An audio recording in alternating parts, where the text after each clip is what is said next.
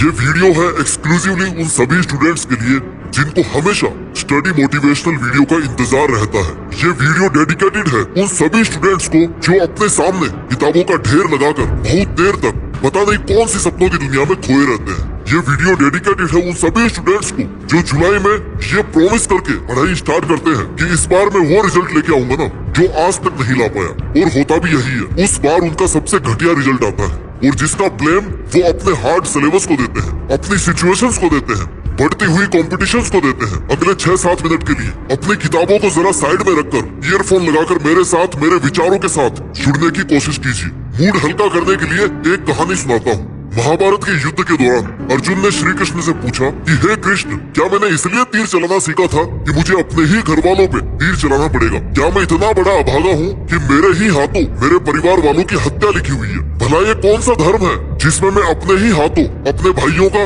अपने चाचा का, अपने ताऊ का, अपने फूफा का वध कर रहा हूँ? और ये कहकर वो अपने धनुष को रथ में एक साइड में रख करके दुख में बैठ जाते हैं। उस वक्त अर्जुन को ये नहीं पता था कि वो कितने लकी हैं। वो जिस सारथी के सामने अपनी व्यथा को व्यक्त कर रहे हैं ना, वो श्री कृष्ण जिन्होंने अर्जुन के रथ का ही नहीं बल्कि सारी सृष्टि की बागडोर अपने हाथ में ले रखी है। फिर भला अर्जुन को क्या दिक्कत थी? दिक्कत यह थी कि अर्जुन की आंखों के सामने ना अंधकार छाया हुआ था। श्री कृष्ण ने व्याकुल अर्जुन की तरफ देखते हुए कहा कि कौन कह रहा है कि अर्जुन अपने परिवार का वध कर रहा है? अरे अर्जुन तो केवल युद्ध में उनका वध कर रहा है जो अधर्मी है, जो धर्म के साथ नहीं है, और अधर्म का नाश धर्म करता है, ना कि कोई एक योद्धा। योद्धा तो बस एक जरिया होता है, योद्धा का तो केवल नाम होता है, लेकिन करवाने वाले तो श्री कृष्ण होते हैं। इसलिए अर्जुन, तू केवल धनुष उठाकर वो कर जिसके लिए तूने ट्रेनिंग ली है। उस परिणाम के बारे में सोचना बंद कर दे जो तेरे हाथ में है ही नहीं। जो परिणाम आता है ना अर्जुन, वो मैं देता हूँ। तुम केवल अपनी मेहनत देते हो, अपना प्रयास देते हो। इसलिए है अर्जुन, जो युद्ध करना तूने इस जीवन में सीखा है ना,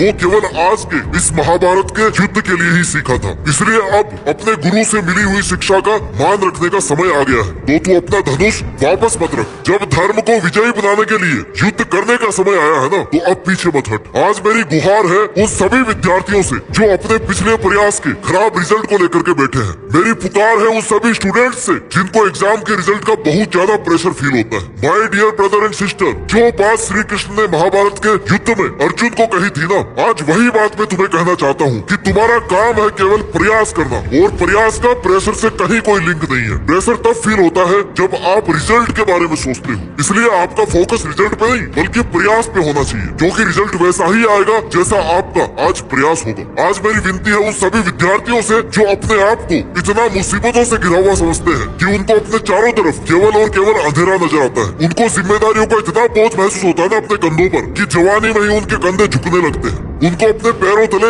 इतने कांटे नजर आते हैं कि एक कदम भी आगे बढ़ना उनको बहुत दर्दनाक लगता है। थोड़ा सा सोच को लगाम दो माय डियर स्टूडेंट। कभी भी जबरदस्ती वाली भावना से किसी काम को करने में मजा नहीं आता है। ठीक उसी तरह जबरदस्ती की गई पढ़ाई में ना कोई मजा नहीं आने वाला। किताब को बंद करके बाहर खिड़की से देख, क्या इस कठोर सी दुनिया का सामना तू बिना ज्ञान के कर पाएगा? क्या अर्जुन ने धनुष चलाने का प्रशिक्षण नहीं लिया होता तो क्या वो महाभारत में धनुष चला पाते? आंखें बंद करके महसूस कर कि क्या किताबों ने कोई गुनाह किया है जो उनको नजरअंदाज करके एक तरफ रख करके कोई सजा दे रहा है मानो। जरा सोचो, अगर अर्जुन भी अपने गुरुकुल में ऐसे ही धनुष को साइड में रख करके खाली टाइम पास करते ना, तो क्या वो महाभारत के हीरो बन पाते? हाँ, मानता हूँ कि आज की रातों के अंधेरे में ना कोई नहीं है जो तुझे रोशनी दिखाए, जो तुझे रोशनी करके ये बताए कि रास्ता किधर से जाता है। हाँ, मानता हूँ कि आज इस कमरे की चार दीवारी का सूनापन तुझे अंदर से खाया जा रहा है, खोखला बना रहा है। जब तुझे दूर बजते हुए किसी डीजे की आवाज आती है ना मंद मंद सी, तो तू यही सोचता है कि वाह रे किस्मत, मुझे चिढ़ा रही है मेरी किस्मत। हाँ, मानता हूँ तुझे आज वो शख्स छोड़ के चला गया ना जिसके फेवरेट कभी तुम हुआ करते थे, अब उसको तुमसे कोई और मिल गया है बेहतर, अब वो उसका फेवरेट है। Stop blaming your destiny and start believing in your destination. जिस विद्यार्थी को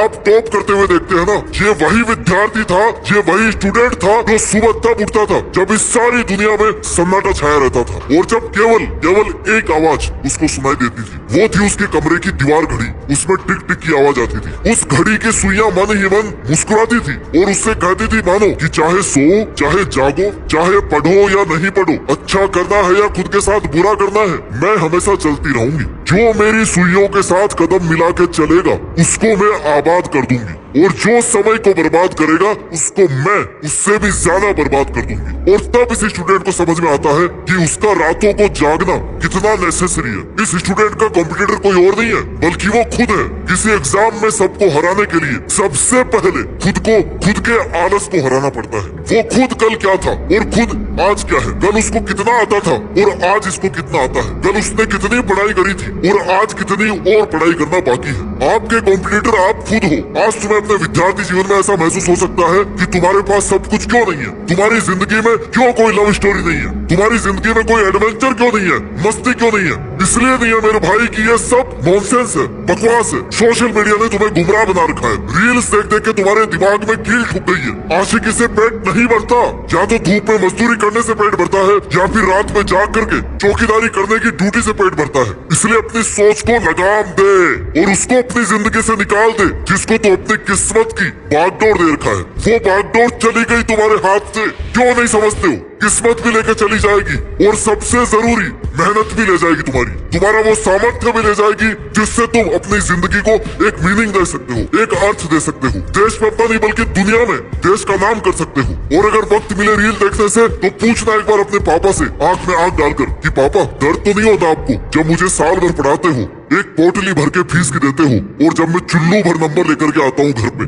तब आपको बुरा तो नहीं लगता पापा। आपकी एक्सपेक्टेशन से परे आपके मम्मी पापा का जवाब पता क्या होगा कि बेटा कोई बात नहीं, अगली बार ज्यादा मार्क्स आ जाएंगे, ज्यादा से ज्यादा 1 साल और फीस देना पड़ेगा ना, क्या हो जाएगा, तेरे लिए तो कमा रहे हैं। इस बात में तुम्हारे पेरेंट्स को सलाम करना पड़ेगा कि तुम्हारे पेरेंट्स सबसे अच्छे एक्टर हैं जो दिल में दर्द छिपा करके ना कभी आपको ये महसूस नहीं होने देते कि वो दिन ब दिन तुम्हारे रिजल्ट की वजह से ना अंदर से टूटते जा रहे हैं। और तुम्हें तो एक्टिंग का ऑस्कर मिलना चाहिए कि सारी रात तुम खाली मोबाइल का डेटा कंज्यूम करते हो और सुबह लेट उठ करके एक्सक्यूज देते हो, मम्मी रात को लेट तक सोया था, मम्मी रात को बहुत लेट तक पढ़ाई करी। नौटंकी चल रही है क्या कि जो सबसे ज्यादा नौटंकी करेगा उसको रात को 1 लाख रुपए दिए जाएंगे अवार्ड में। आपके माँ बाप आपके लिए पढ़ाई करने के दरवाजे खोल सकते हैं लेकिन उसमें घुसना तो आपको ही पड़ेगा माय डियर। जो ये बोलते हैं ना कि कंपटीशन बहुत ज्यादा हो गई है, उनको मैं यही बोलूंगा कि अगर कंपटीशन ज्यादा हुई है ना तो 2 साल और रुक जाओ। 2 साल बाद में ना इससे भी ज्यादा कंपटीशन हो जाएगी और तब भी अगर आपको कंपटीशन ज्यादा लगे ना तो फिर एक और ऑप्शन है, फिर और 2 साल रुक जाना और फिर कंपटीशन और दुगनी हो जाएगी। अगर अवसर है तो केवल आज है, इसी साल है, अगले साल कंपटीशन का रोना इससे भी ज्यादा हो जाएगा। ये जो अभी का दौर है ना इसमें कंपटीशन इतनी नहीं है जितनी 2-3 साल बाद में हो जाएगी। इसलिए find out the opportunity in present only. You have to build habit of studying harder and harder and harder. Because motivational video देख के ना आप स्टडी करना स्टार्ट तो कर दोगे बट डेली खुद से स्टडी कराने के लिए आपको अपनी हैबिट बिल्ड करनी पड़ेगी। इनिशियल फेज में मोटिवेशनल वीडियो आपकी हेल्प कर सकता है बट एक टाइम आने के बाद में ना मोटिवेशनल वीडियो फीका लगने लग जाएगा क्योंकि सेल्फ मोटिवेशन नहीं आ रहा है, क्योंकि आपने हैबिट ही डेवलप नहीं करी लगातार पढ़ाई करने की। इसलिए सेल्फ मोटिवेट रहोगे ना तो आपको लगातार मेहनत करने की हिम्मत मिलेगी। सेल्फ मोटिवेशन आपकी आज की सिचुएशन, आप किस बैकग्राउंड से आते हैं, आपके माँ बाप क्या है, आपको बनना क्या है, ये है आपका self motivation. Doctor APJ Abdul Kalam कहते हैं कि एक इंसान को अगर सफलता का आनंद लेना है ना तो उसको मुश्किलों से गुजरना ही पड़ेगा, क्योंकि बिना मुश्किलों के ना वो सक्सेस को एंजॉय नहीं कर पाएगा और ना ही उसकी रेस्पेक्ट को मेंटेन कर पाएगा। थॉमस एडिसन जिन्होंने कई सैकड़ों बार असफल प्रयास के बाद लट्टू का आविष्कार किया, बल्ब बनाया, उनका कहना है कि एक इंसान की कमजोरी ये नहीं है कि वो काम नहीं कर पाया या उसकी किस्मत में समस्याएं बहुत ज्यादा थी, बल्कि उसकी सबसे बड़ी कमजोरी ये है कि वो हार बड़ा जल्दी मान लेता है। इसलिए अगर उसको सफल होना है तो उसमें इतनी हिम्मत होनी चाहिए कि असफल होने के बाद भी एक और प्रयास के लिए हिम्मत जुटा पाए, क्योंकि हो सकता है वही प्रयास आपका अंतिम प्रयास हो। जो लोग ये सोचते हैं कि वो फेल हो गए हैं, उनको वास्तव में ये नहीं पता होता है कि उन्होंने कितना करीब से आकर के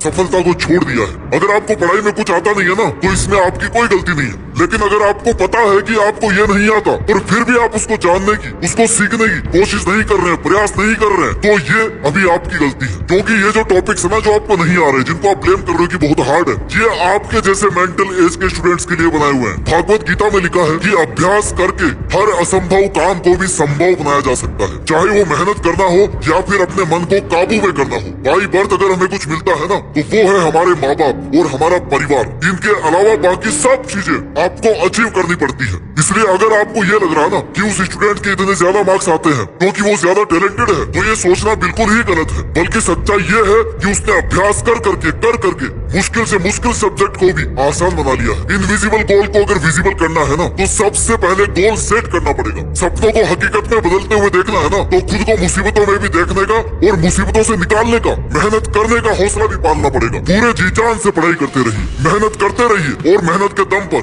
देश पे अपना नहीं बल्कि दुनिया में देश का नाम रोशन करके दिखाइए। जय हिंद, वंदे मातरम।